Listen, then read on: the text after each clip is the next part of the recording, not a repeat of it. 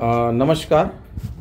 तर आज आपण निकिता तुझ्यासाठी जन्मतारखेवरून जो रिपोर्ट बनवलेला आहे त्याचं मागील 2 तासापासून इथे मेंटोरिंग झालेलं आहे. तर तुला याबद्दल एक अभिप्राय द्यायचा आहे. तर नेमकं काय वाटलं ते सांगायचं आहे. तर थोडक्यात तुझा अभिप्राय दे, अगोदर परिचय दे. माझं नाव निकिता रवींद्र निमकर्डे. बरं. अकोला इथे राहते, डाबकी रोडला.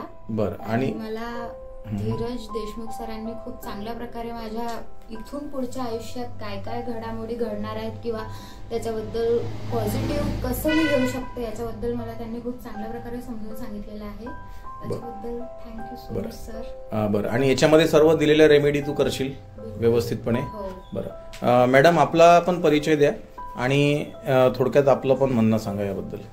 माझं नाव पार्वती रवींद्र निमकर्डे आणि मी निकिताची आई आहे. बरोबर. आणि सर आमच्याकडे आले फर्स्ट टाइमला, तेव्हा आम्हाला थोडा विश्वास यायला लागला.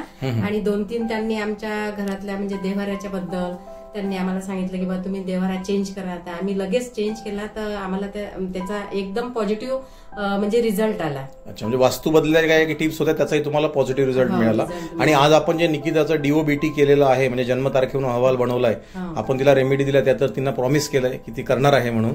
परंतु मग या संपूर्ण मेंटोरिंग बद्दल तुम्ही समाधानी आहात का? हो, समाधानी आहात. ओके. खूप जास्त म्हणजे खूप छान वाटलं आम्हाला. बरं. आणि एकदम आमच्या डोक्यातले जे निगेटिव्ह विचार होते ना ते पॉझिटिव्ह बनले. Okay. Thank you so much. Happy KLP.